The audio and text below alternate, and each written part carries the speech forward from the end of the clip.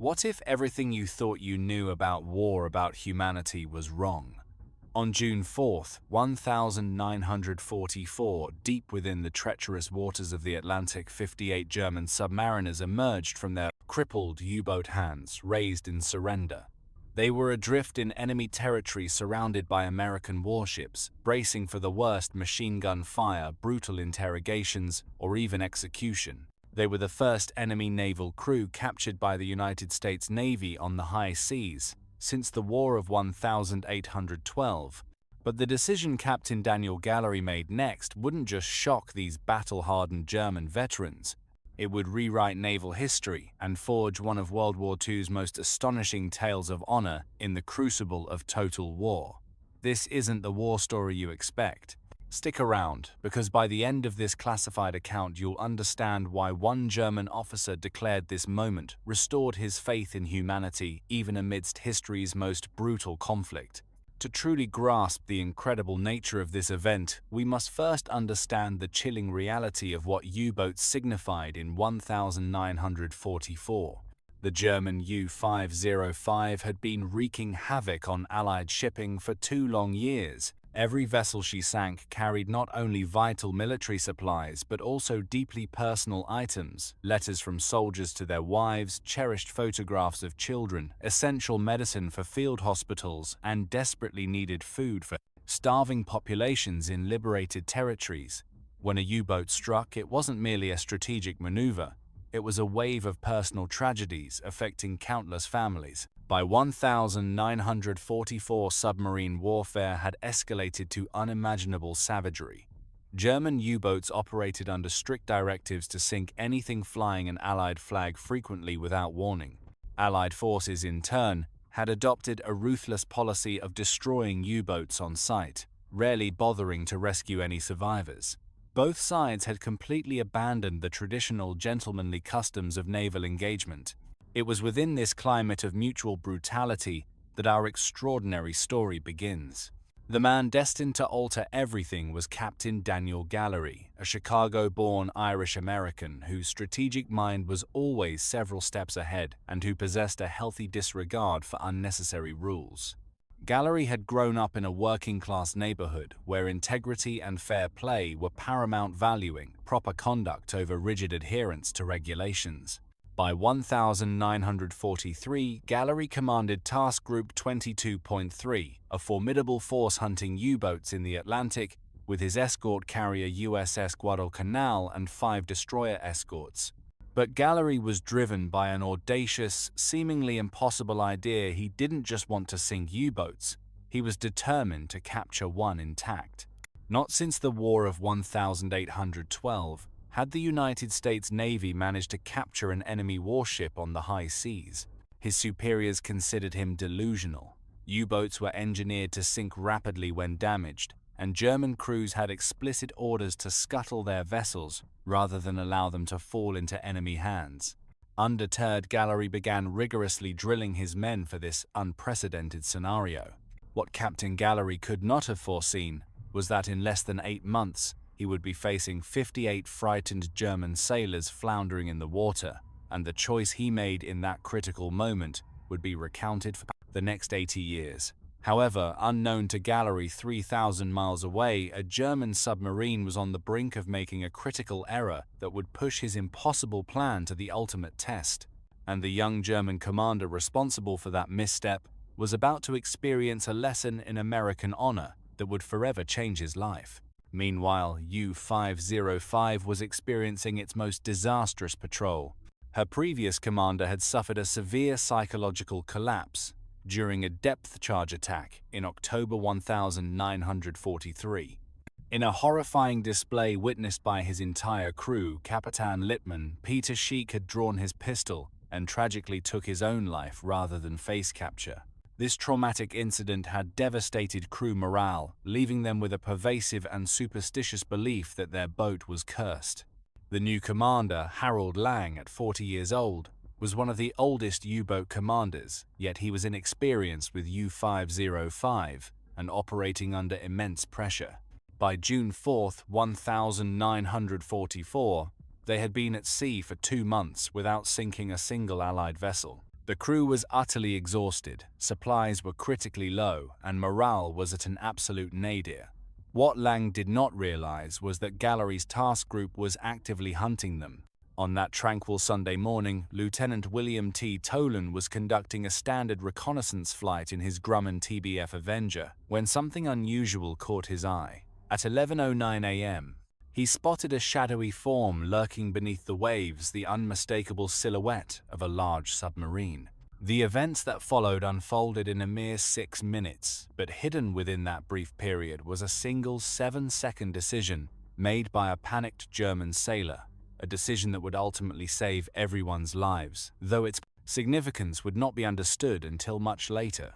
Tolan's depth charge attack took U-505 entirely by surprise. The ensuing explosion severely damaged the submarine's diving planes and electrical system, compelling Lang to make a critical choice: surface immediately or risk losing the vessel entirely. At 11:15 a.m., U-505 broke the surface like a grievously wounded leviathan, water cascading from its hull, its diesel engine sputtering to life as the crew frantically struggled to draw fresh air into the boat.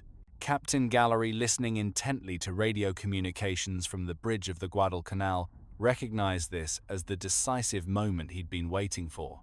Gallery had mere seconds to decide: follow standard procedure and destroy the submarine with conventional firepower, or attempt something that hadn't been achieved in 132 years.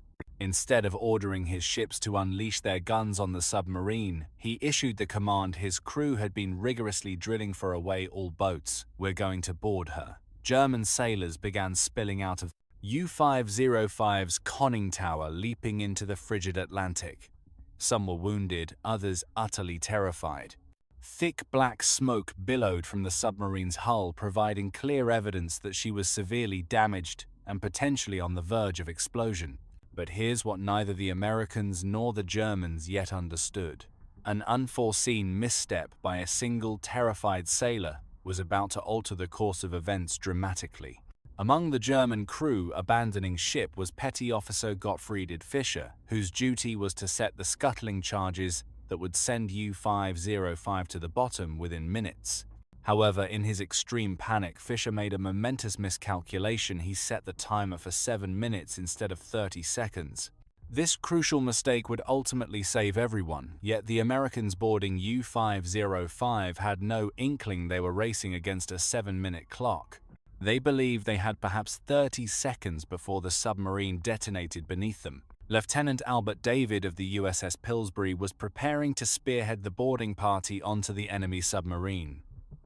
At 23 years old, David was fully aware he was undertaking a suicidal endeavor, boarding a damaged enemy submarine that could explode at any moment, potentially under fire from any remaining crew members, with no way of knowing what booby traps lay concealed below. Despite these harrowing circumstances, David didn't hesitate.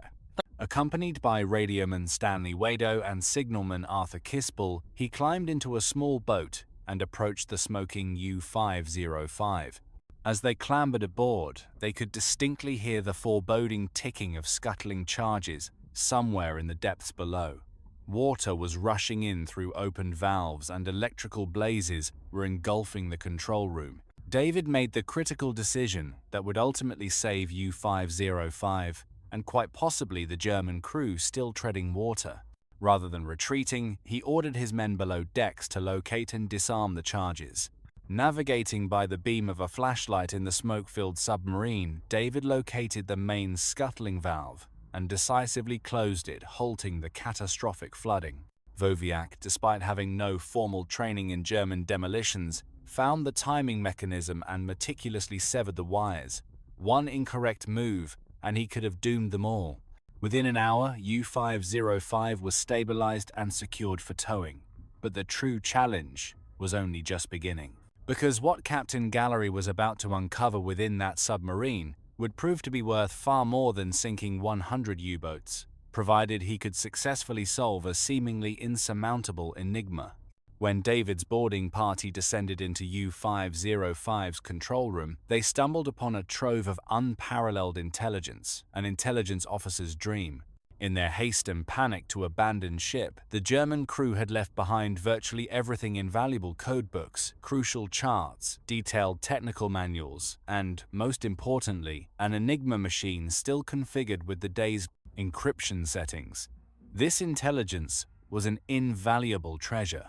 The codes, charts, and secrets they acquired would directly contribute to saving thousands of Allied lives. The technical manuals revealed critical German advancements in torpedo design and submarine construction. The charts precisely indicated previously unknown patrol routes and vital refueling locations.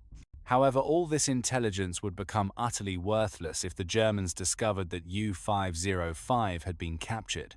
If Berlin uncovered that their codes were compromised, they would immediately overhaul their entire communication system. Captain Gallery was on the verge of making a decision that would astonish his own crew almost as profoundly as it would shock the Germans.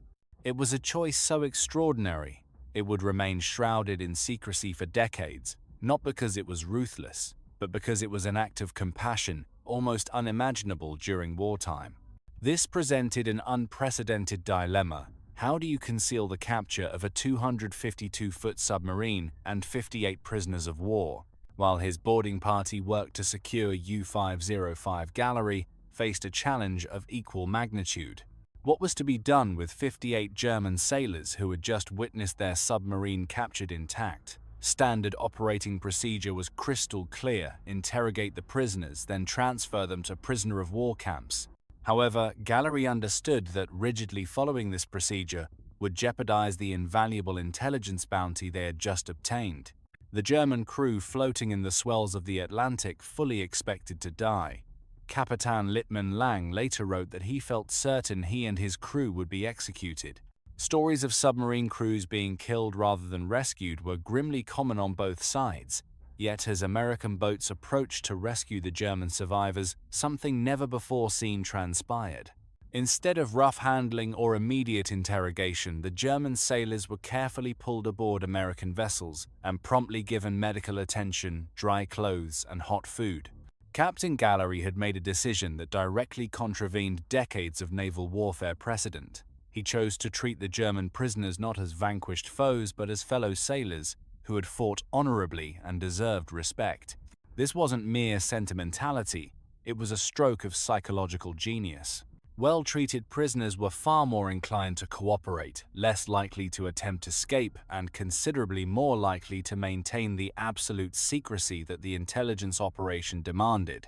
When Lang was brought aboard the USS Guadalcanal, he anticipated a grueling interrogation in confined spaces. Instead, he found himself treated with what he later described as a surprising display of American civility. Gallery personally met with the senior German officers and meticulously explained the situation. Their submarine, he stated, had been secured in accordance with the laws of warfare. They were now prisoners but would be treated with full military honor. Due to sensitive intelligence requirements, they would need to be kept separate from other German prisoners.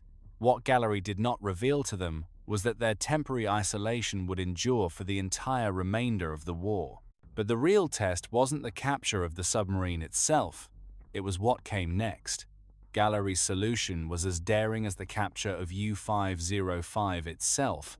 Collaborating closely with naval intelligence, he orchestrated the secret transportation of the German crew to a meticulously prepared facility at Camp Rustin, Louisiana, where they would be held in absolute seclusion from the outside world.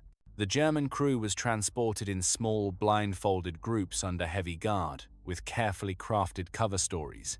As far as official records indicated, these prisoners had supposedly been captured in North Africa and required special handling due to their knowledge of sensitive technology. What the Germans encountered at Camp Rustin astonished them even further than their initial treatment aboard the American ships. Instead of harsh prison conditions, they were housed in clean barracks provided with regular meals that were often superior to what American soldiers were eating overseas, and even allowed recreational activities. Gallery's orders were explicit. The U-505 crew was to be treated as professional military prisoners, not common criminals. They would work for wages, receive male privileges, and maintain military discipline within their own ranks. This was not merely humanitarian, It was a strategic imperative. Well-treated prisoners were significantly less likely to attempt escape, which could compromise the entire operation. Moreover, intelligence officers discovered that the Germans' gratitude made them exceptionally collaborative in providing technical information. The irony was not lost on anyone. German submarine crews famously portrayed in Allied propaganda as unmerciful adversaries were proving to be professional sailors who responded to professional treatment with professional behavior. While the U-505 crew settled into their unusual new existence in Louisiana, the intelligence flowing from their captured submarine was already reshaping the war. The Enigma machine and codebooks furnished Allied codebreakers with unparalleled understanding of German naval communications, directly contributing to saving hundreds of Allied ships and thousands of lives. Technical intelligence revealed critical German advancements that were promptly disseminated to Allied designers. The detailed charts proved instrumental for convoy planners, enabling them to reroute shipping away from dangerous German submarine concentrations. Yet Captain Gallery's most profound impact may have been demonstrating that treating enemy prisoners with dignity was not just morally righteous, but militarily astute. His groundbreaking approach became a blueprint for prisoner operations throughout the remainder of the war. Word of Gallery's success spread quietly through intelligence circles. Other commanders began adopting similar approaches, with captured personnel consistently yielding positive results, better intelligence, fewer escape attempts, and a reduction in security problems. Captain Gallery's decision also had deep and lasting personal repercussions. American sailors who participated in the capture later described it as the pinnacle of their naval careers, not simply because they secured an enemy vessel, but because they had embodied humanity in the midst of war. For the German crew, the experience was similarly profound. Men indoctrinated to see Americans as savage adversaries discovered their captors were professional sailors, much like themselves, capable of both military effectiveness and personal honor. The secret of U-505's capture was meticulously maintained throughout the war, and for several years afterward. The German crew was finally released and repatriated to Germany in 1946, more than 2 years after their capture. When the former prisoners returned to Germany, they found a nation ravaged by war and striving for reconstruction. Tragically, many of their fellow U-boat veterans had not survived. German submarine service endured one of the most extreme casualty figures of any military branch, with more than 75% of crews killed in action. The returning crew stories of their respectful treatment initially received with disbelief from other German veterans. However, as details emerged, the U-505 experience became a powerful example of how enemies could treat each other with honor, even in total war.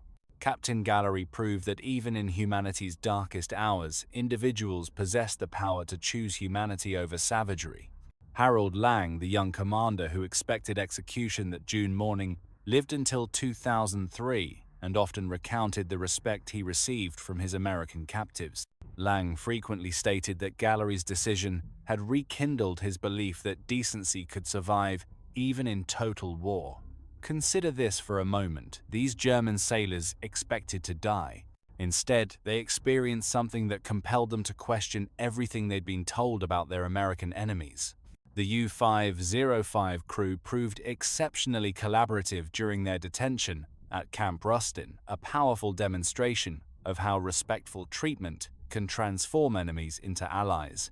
Years later, Harold Lang reflected that the dignified treatment made cooperation feel like the honorable choice rather than betrayal. And here's something truly remarkable: when U-505 was moved to the Chicago Museum, in 1,954 German U-boat veterans who had immigrated to America volunteered to help preserve their former enemy. These men, who once fought fiercely against Allied ships, worked alongside American veterans to guarantee this narrative of honor in warfare would endure for posterity. The capture of U-505 serves as a poignant reminder that the greatest generation wasn't merely great because they won World War II. They were great because of how they chose to fight it. When Captain Daniel Gallery had the opportunity to adhere to the savage precedents of submarine warfare, he chose instead to follow his moral compass and unwavering sense of honor. Gallery could have sunk U-505 and allowed her crew to drown.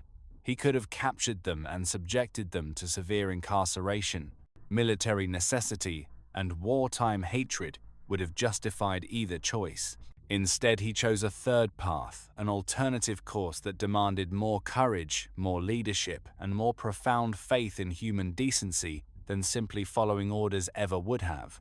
Gallery's decision didn't just save 58 German lives or provide valuable intelligence. It demonstrated that victory achieved through honor is far more profound than triumph attained through savagery. It proved that even in humanity's darkest hours, individuals can make choices that honor our better angels. If your family cherishes stories from World War II about moments when honor triumphed over hatred, when enemies chose humanity over revenge, or when ordinary people made extraordinary moral choices, please share them in the comments below. These stories matter because they remind us that the capacity for decency isn't confined to any one nation or generation. It thrives wherever people choose to perceive their enemies, not as monsters but as fellow human beings deserving of dignity, even in the midst of the most terrible war in human history.